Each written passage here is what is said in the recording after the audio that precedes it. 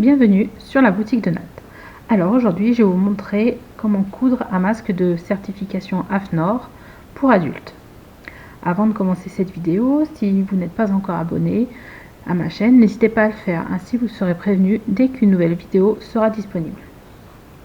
Alors, pour commencer notre masque, il faut commencer par découper deux carrés de 20 cm sur 20 cm dans deux tissus pour avoir une doublure et un tissu d'apparence. Donc j'ai choisi une cretonne en tissu d'apparence et une popeline blanche pour ma doublure. Sur mon tissu d'apparence, j'ai fait 4 repères, 2 sur un côté à 2 cm du bord et sur le côté opposé également à 2 cm du bord. Pour que ce soit un petit peu plus joli, j'ai arrondi mes angles, mais rien n'est obligatoire, vous pouvez laisser vos angles carrés. Alors ces petits repères servent à fixer les élastiques. Donc si vous n'êtes pas à l'aise pour tout coudre en même temps, vous pouvez faire un petit point pour maintenir un premier côté d'élastique. Vous faites attention à ce que votre élastique ne vrille pas, et puis vous faites un deuxième point pour maintenir votre élastique. Et vous faites pareil de l'autre côté. Ou vous pouvez choisir de tout coudre en même temps. Alors avant de coudre, comme vous pouvez le voir, mon tissu a un sens. J'ai des petits motifs, des petits pandas. Donc je vais faire en sorte que une fois qu'il est sur le visage, les pandas soient à l'endroit et non les pattes en l'air. Donc ici, ce sera le bas de mon ouvrage. Donc je vais commencer par le bas, parce qu'en fait, quand vous allez retourner votre ouvrage, à un endroit, vous aurez une couture qui sera plus épaisse, puisqu'on va arrêter le tissu quand on commence et aussi quand on le termine. Donc esthétiquement, il vaut mieux qu'il soit au niveau du menton plutôt qu'au niveau du nez.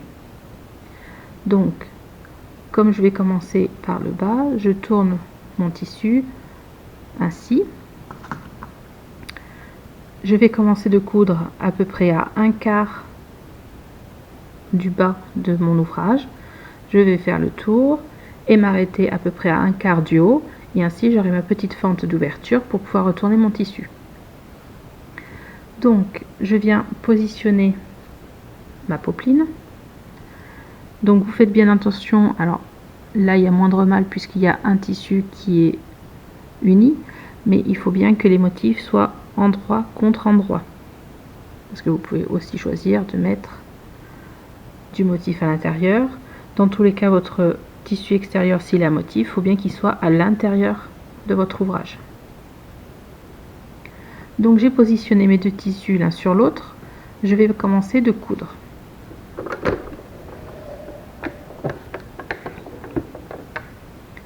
Alors je vais positionner mon tissu de manière à ce qu'il soit à fleur de mon pied de biche.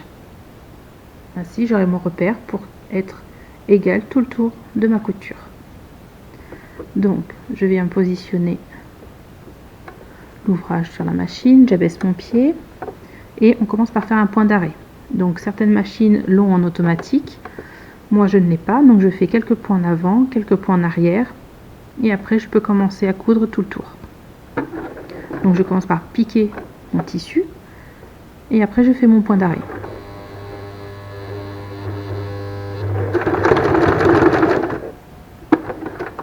Donc à chaque fois que je m'arrête, je fais attention à ce que mon aiguille de machine à coudre soit bien plantée.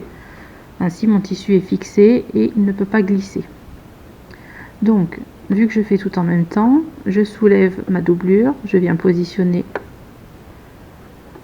mon élastique, je repositionne ma doublure par-dessus et je continue de coudre.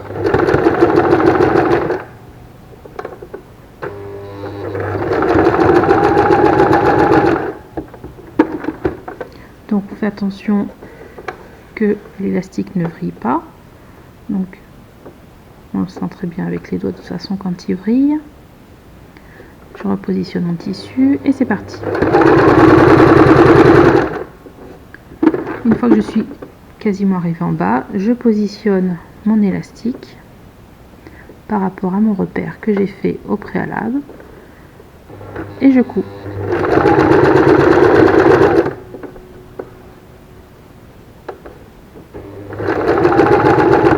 Donc là je suis sur un côté où il n'y a pas d'élastique à fixer, donc je peux coudre d'une traite jusqu'en bas.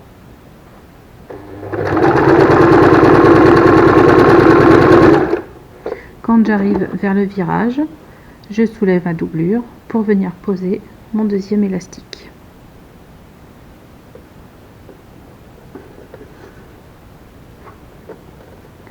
On rabat la doublure et on peut continuer de coudre.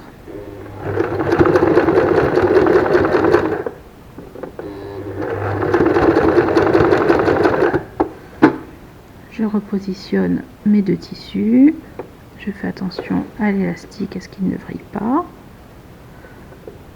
Et je vais m'arrêter proche du dernier angle arrondi.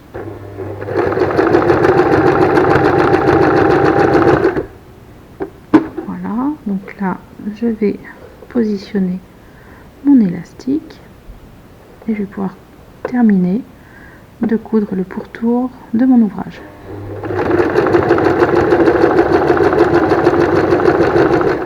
Donc je rappelle, je m'arrête à peu près à un quart du haut de mon ouvrage et je fais un point d'arrêt.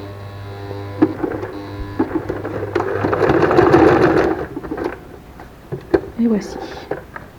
Donc maintenant je vais couper mes petits fils ainsi que ceux du début de la couture. Donc maintenant que nous avons cousu tout autour, nous allons cranter. Alors si vous avez fait des coutures avec des angles droits, vous allez seulement couper l'angle par sa diagonale au plus près de la couture. Si vous faites des angles arrondis, il faut cranter tout le tour. Alors je fais un coup de crantage de chaque côté de l'élastique, vous voyez ici, et après je crante tout du long de l'arrondi.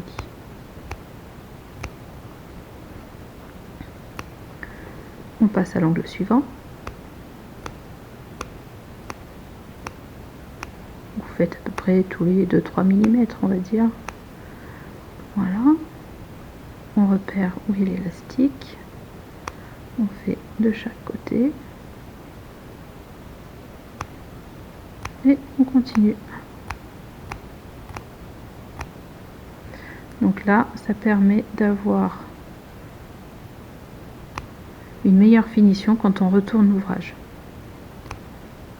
Pas avoir de petits bourrelets, choses comme ça. Que tout s'applique comme il faut.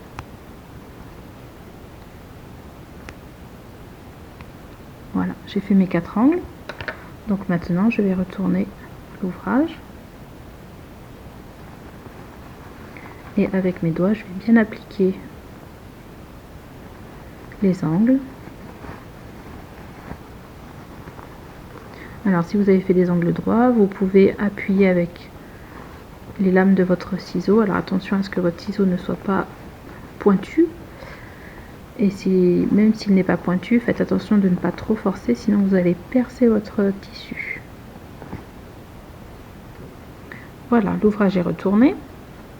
Donc maintenant nous allons faire une couture qui fera le tour de l'ouvrage pour faire une jolie finition à 2 mm du bord, et en même temps ça va nous permettre de fermer l'ouverture.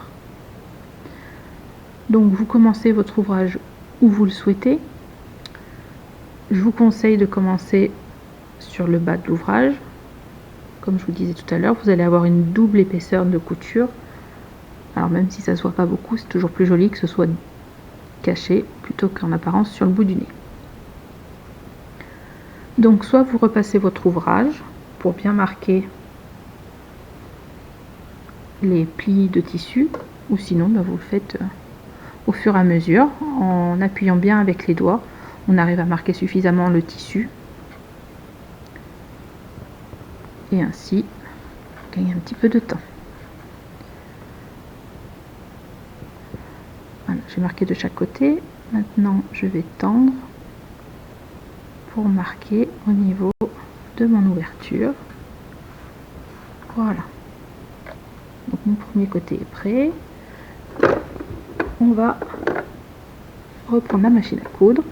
Alors pour faire une couture à 2 mm du bord, moi je me cale sur la petite encoche ici, et par rapport à l'aiguille j'ai à peu près 2 mm.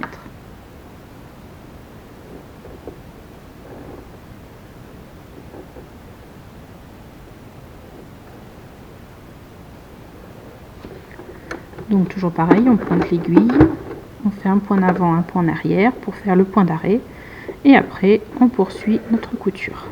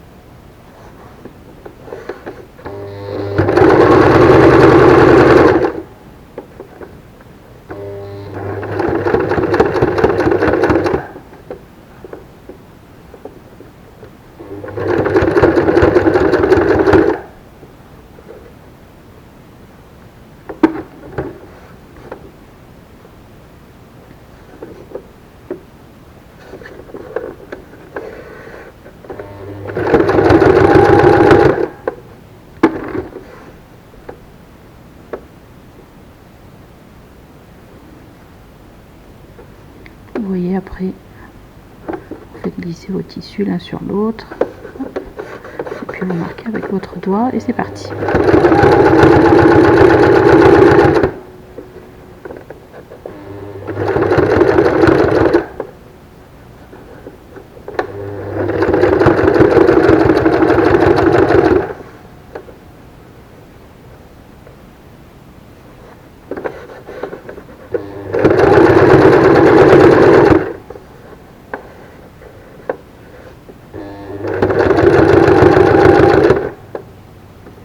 Alors là j'ai presque fini, je plante mon aiguille et je vais venir couper mes petits fils de démarrage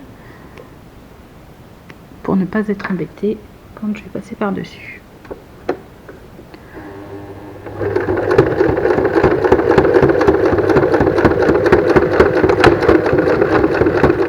Et voilà, j'ai fait mon point d'arrêt. On va pouvoir couper nos petits fils. Donc ensuite, il faut qu'on fasse nos repères pour plier notre masque.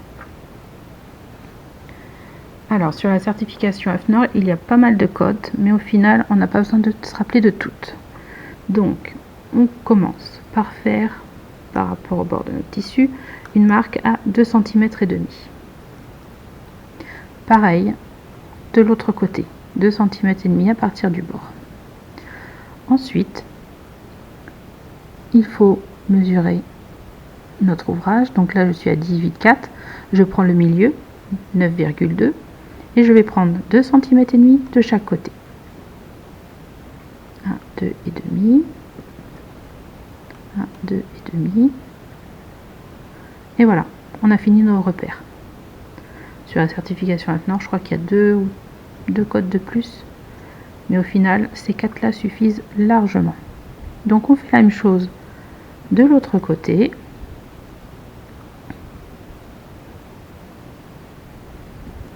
Hop. Je repère mon milieu et je prends 2 cm et demi de chaque côté. Et voilà, nous avons fait nos repérages. Donc maintenant nous allons prendre des épingles. On va pincer le tissu au niveau d'une des deux marques centrales. Donc par exemple, je vais prendre celle-ci, je pince mon tissu et je le rabats sur l'extérieur et je fais joindre les deux marques. Là, j'appuie bien pour marquer mon tissu et je viens mettre une épingle.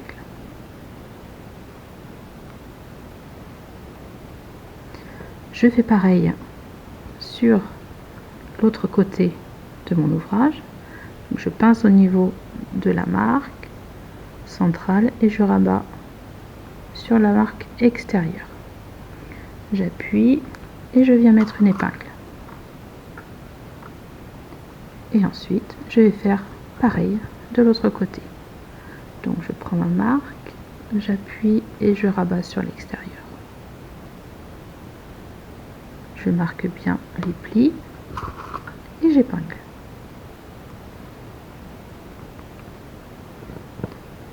Et on fait la même chose sur le dernier pli.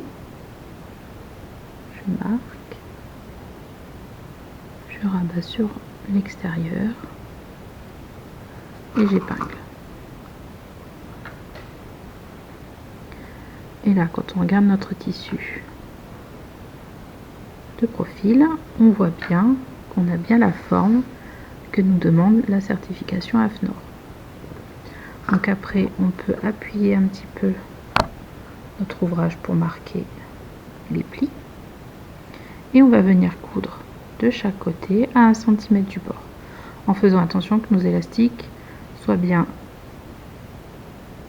de chaque côté et ne soient pas repliés sur le dessous, sinon vous allez les coudre. Donc on reprend la machine et là je vais me fixer à 1 cm du bord. Alors je ne serai pas tout à fait à 1 cm du bord parce que je me base toujours par rapport à mon pied de biche, donc je serai à peu près à 0,8 du bord.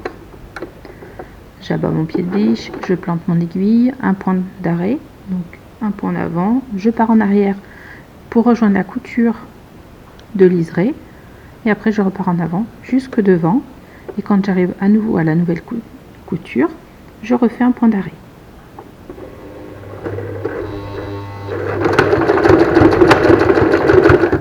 Alors quand j'arrive vers la première épingle, je l'enlève pour être sûr de ne pas piquer dessus et de casser mon aiguille.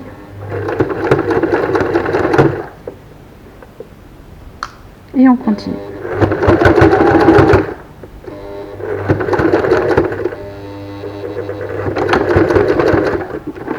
Le premier côté est terminé. On peut couper nos petits fils qui dépassent. Pareil sur le commencement de l'ouvrage.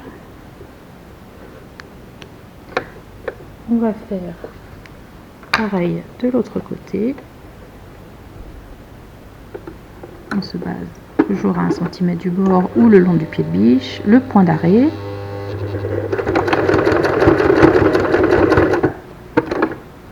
On enlève l'aiguille, la seconde,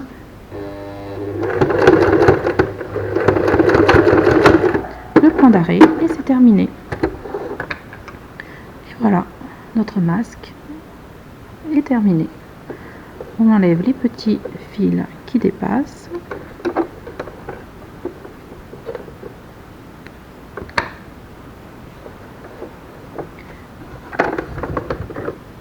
Et voilà, le masque est prêt à être porté. Donc je rappelle, ce sont des masques qui ne sont pas destinés à un usage médical. Ce sont juste des masques de gestes barrières. Si cette vidéo t'a plu, n'hésite pas à mettre un petit commentaire et à mettre un pouce bleu, ça fait toujours plaisir. Et puis je te dis à bientôt pour une prochaine vidéo. Salut!